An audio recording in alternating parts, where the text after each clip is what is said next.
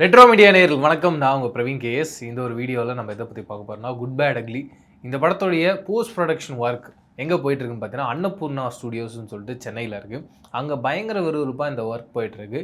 And அங்கே என்ன மாதிரியான ஒர்க் பண்ணுறாங்க அப்படின்னு பார்த்தீங்கன்னா, அஜித் அவர்களுடைய younger version ageing technology use பண்ணி அவர் எந்த அளவுக்கு எங்கே காட்ட முடியுமோ அப்படி ஒரு லுக்கை தான் காட்டணுன்ற மாதிரி ட்ரை பண்ணிட்டு இருக்காங்களாம். என்னுடைய கேள்வி என்னென்னா, டீசரில் அவங்க எந்த விதமான ட்ரையுமே பண்ணல. அப்படியே என்ன ஃபுட்டேஜில் ஷூட் பண்ணாங்களோ அது அப்படியே லைவாக தான் நம்ம அந்த டீசரில் பார்த்தோம். அதுலேயே அவர் ரொம்ப யங்காக தான் இருந்தார், பயங்கரமாக வெயிட் லாஸ் பண்ணி. எனக்கு எதுவும் பெரிய டிஃப்ரென்ஸாலாம் தெரியல. பட் இருந்தாலும் ஆதிக் ரவிச்சந்திரன் ரொம்ப பர்ஃபெக்டாக இருக்கணும், பயங்கர யங்காக அவரை காட்டணும். கிட்டத்தட்ட இந்த வாலி ரேஞ்சிலலாம் அவர் இருப்பார்ல, அப்படி ஒரு சாம்னஸ்ஸை அவருடைய ஃபேஸில் கொண்டு வரணும் அப்படின்றதுக்காக இப்படி ஒரு ஹார்ட் ஒர்க்கில் இறங்கியிருக்காராம். இன்னொரு பக்கம் ஜிவி பிரகாஷ் குட் பேட் அக்லிக்கான பேக்ரவுண்ட் ஸ்கோர் ஒர்க்கை ஸ்டார்ட் பண்ணிட்டாராம். பயங்கர பிளாஸ்டாக இந்த ஒரு ஒர்க் போயிட்டுருக்கு அப்படின்ற ஒரு பக்கம் கேள்விப்பட்டுட்டு இருந்தேன். இதை தாண்டி குட் பேட் அக்லியோடைய டிக்கெட் புக்கிங் அப்படின்றது ஜெர்மனியில் ஓப்பன் பண்ணிட்டாங்க. அங்கே பயங்கரமான ஒரு வரவேற்பான், ரொம்ப சந்தோஷமாக இருந்துச்சு. ஒரு ஓப்பனிங்கு ஒரு பெரிய எக்ஸ்பெக்டேஷன் இருக்குது. அதுவும் வெளிநாடுகளில் ஒரு பெரிய ஓப்பனிங் இருக்குது அப்படின்னு நினைக்கும் போது பயங்கர ஹாப்பி. அதுக்கு அடுத்தபடியாக ரெட்ரோ இந்த படத்தை வந்து செகண்ட் சிங்கிள் வரப்போகுது அப்படின்ற அப்டேட்டை நான் சொல்லியிருந்தேன். ஸ்ரேயா தான் இந்த ஒரு சாங்கில் வந்து மிக முக்கியமான ஒரு ஆளாக இருக்க போகிறாங்க. அதுக்கான ரீசன் என்னென்னு பார்த்தீங்கன்னா, இது வந்து ஒரு டான்ஸ் நம்பர் அப்படின்ற மாதிரியான ஒரு சாங். அதை தாண்டி இந்த சாங்கை எப்போ ரிலீஸ் பண்ணணும்னு பிளான் பண்ணியிருக்காங்கன்னா, வருகிற 19ஆம் தேதி சூப்பராக இந்த சாங்கை ரிலீஸ் பண்ணுன்ற மாதிரி பிளான் பண்ணியிருக்காங்க. ரெட்ரோ படத்து மேலேயும் ஒரு பெரிய எக்ஸ்பெக்டேஷன் இருக்குது. வெயிட் பண்ணி பார்க்கலாம் என்னென்ன மாதிரியான புது விஷயங்கள் நம்மளை கொண்டு வந்து தரப்போகிறாங்கன்னு சொல்லிட்டு. அதுக்கு அடுத்தபடியாக பிரதீப் ரங்கநாதன் அவர் அடுத்து சுதா குங்காரோடைய அசிஸ்டன்ட் கீர்த்தீஸ்வரனுடைய டைரக்ஷனில் மைத்ரேயி மூவி மேக்கர்ஸோடைய ப்ரொடக்ஷனில் ஒரு படம் பண்ண போகிறாரு. இந்த படத்தில் ஒரு ஹீரோயினில் 3 ஹீரோயின்ற அப்டேட்டை கொடுத்துருந்தேன். அதில் யார் அப்படின்றது நமக்கு தெரிய வந்திருக்கு. ஃபர்ஸ்ட் ஆஃப் ஆல் அதில் ஒரு ஹீரோயின் மிக முக்கியமாக அமிதா பைஜு பண்ணுறாங்கன்றது நமக்கு ஏற்கனவே தெரியும். அதை நான் ஏற்கனவே சொல்லியிருந்தேன். கூடுதலான 2 ஹீரோயின்ஸ் யார் அப்படின்னு பார்த்தீங்கன்னா, ஒரு ஹீரோயின் அனு இமான்வேல், அவங்கள வந்து நீங்கள் வந்து மிக முக்கியமாக துப்பறிவாளன் படத்தில் பார்த்துருப்பீங்க. அதை தாண்டி நம்மளுடைய சிவகார்த்திகேயன் அவர்கள் நடிச்சிருந்தார் நம்ம வீட்டு பிள்ளைன்னு சொல்லிட்டு, அந்த படத்துலையும் ஹீரோயினாக பார்த்துருப்பீங்க. ரொம்ப அழகாக இருப்பாங்க, ரொம்ப அழகாக பெர்ஃபார்ம் பண்ணுவாங்க. அவங்க இந்த படத்தில் ஒரு மிக முக்கியமான ஒரு ஹீரோயினாக இருக்காங்க. இது மட்டும் இல்லாமல் சீரியல் ஆக்ட்ரஸ் ஐஸ்வர்யா சர்மா அப்படின்னு சொல்லிட்டு அவங்க தெலுங்கில் நிறைய சீரியல்ஸ்லாம் பண்ணிகிட்டு இருக்காங்க. அவங்களும் இந்த படத்தில் மிக முக்கியமான ஒரு ஹீரோயினாக இருக்காங்க. ஓவராலாக இந்த படத்தில் 3 ஹீரோயின் அப்படின்ற மாதிரி சொல்கிறாங்க. யோசிச்சு பாருங்கள், ஃபஸ்ட்டு படத்தில் ஒரு ஹீரோயின், செகண்ட் படத்தில் 2 ஹீரோயின், 3ஆவது படத்தில் 3 ஹீரோயின் சொல்லிட்டு பிரதீப் ரங்கநாதனுடைய படங்களில் ஹீரோயின்ஸ் அப்படியே இன்க்ரீஸ் பண்ணிகிட்டே இருக்காரு. இன்னொரு பக்கம் பாக்ஸ் ஆஃபீஸ் கலெக்ஷனும் பயங்கரமாக இன்க்ரீஸ் ஆகிட்டே இருக்குன்றதுல சந்தேகமே இல்லை. அதுக்கு அடுத்தபடியாக தக் லைஃப் இந்த படத்துடைய ஷூட்டிங்லாம் ஓவராலாக முடிஞ்சிருச்சு. போஸ்ட் ப்ரொடக்ஷன் ஒர்க் நடந்து முடிஞ்சிருச்சு. அந்த போஸ்ட் ப்ரொடக்ஷன் நடந்து முடிஞ்சதுக்கப்புறமா டியூரேஷனை பார்த்துருக்காங்க, 4 மணி நேரம் வந்திருக்கு. அதுக்கப்புறமா என்ன பிளான் பண்ணியிருக்காங்கன்னா, ஓகே 4 மணி நேரம் வந்திருக்கு, இந்த 4 மணி நேரம் படத்தை 2 பார்ட்டாக பிரிக்கலாம். ஃபஸ்ட்டு பார்ட் ஒரு பக்கம் ஒரு 2 மணி நேரம், செகண்ட் பார்ட் ஒரு 2 மணி நேரம். ஆடியன்ஸாக உட்காந்து பார்க்கும்போது ஒரு 2 மணி நேரம் படம் அப்படின்றது ரொம்ப ஷார்ட் அண்ட் கிறிஸ்பாக இருக்கும், கண்டிப்பாக ஆடியன்ஸுக்கு ரொம்ப பிடிக்கும் அப்படின்ற மாதிரி டீம் மெம்பர்ஸ்லாம் பிளான் பண்ணியிருக்காங்க. ஆனால் மணிரத்னம் சார் என்ன சொல்லியிருக்காருன்னா, இல்லை அந்த மாதிரியான ஒரு பிளானிங் ப்ராசஸ் எதுவும் வேண்டாம், நம்ம ஏற்கனவே இதை பொன்னியின் செல்வனில் ட்ரை பண்ணியாச்சு, இந்த வாட்டி நம்ம ஒரு படம் பண்ணியிருக்கோம், அந்த படத்தை முழுக்க கரெக்டான பேக்கேஜிங்கில் பண்ணணும்னு சொல்லிட்டு இப்போ 3 மணி நேரமாக அதை ட்ரிம் பண்ணுறதுக்கான ப்ராசஸில் இருக்காங்க. ட்ரிம் பண்ணி முடிச்சிட்டாங்கன்னா ஃபைனலாக இந்த படம் ஓவராலாக ரெடி ஆகிடும். பட் என்ன இருந்தாலும் இந்த 4 மணி நேரம் ஃபுட்டேஜில் படம் பார்த்துருக்காங்களே, அதுவே அவ்வளோ கிரிப்பிங்காக, அவ்வளோ விறுவிறுப்பாக அடுத்து என்ன நடக்க போகுது அப்படின்ற அந்த ஒரு ஃபேஸில் படம் இருக்குன்ற மாதிரியான ஒரு அப்டேட்டை கேள்விப்பட்டிருந்தேன். கேட்கும் போதே ரொம்ப சர்ப்ரைசிங்காக இருந்து வெயிட் பண்ணி பார்க்கலாம் படம் எப்படி இருக்க போகுதுன்னு சொல்லிட்டு. கூலியிலேருந்து எப்பப்பா ஏதாவது ஒரு அப்டேட் வரப்போகுதா அப்படின்ற மாதிரி ஒரு பெரிய எக்ஸ்பெக்டேஷன் இருந்தோம்.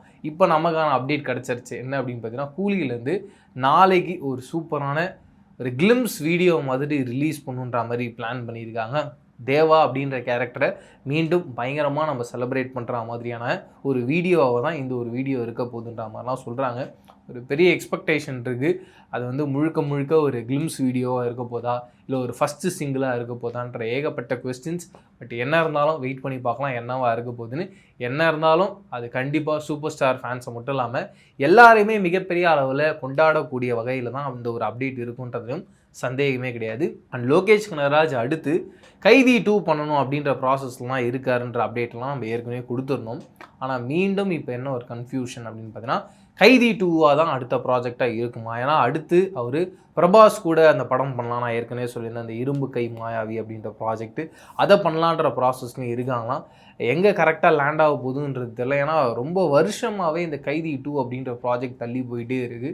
கரெக்டான ஒரு சமயம் வரணுன்ற மாதிரி வெயிட் பண்ணி அது மிஸ் ஆகிட்டே இருக்குது. நான் இந்த வாட்டி கண்டிப்பாக அது நடந்துடும் அப்படின்ற மாதிரி நினச்சேன். ஆனால் இப்போ என்ன சொல்கிறாங்கன்னா 2026 தான் இந்த கைதி 2 அப்படின்ற ப்ராஜெக்டே நடக்க போகுதுன்ற மாதிரி சொல்கிறாங்க. கொஞ்சம் டிசப்பாயின்மெண்ட்டாக தான் இருக்குது. பட் என்ன இருந்தாலும் எவ்வளோ வெயிட் பண்ணி வந்தாலும் அது ரொம்ப ஒர்த்தான ஒரு பயங்கரமான ஒரு ப்ராஜெக்டாக தான் இருக்க போகுதுன்றது மட்டும் சந்தேகமே கிடையாது.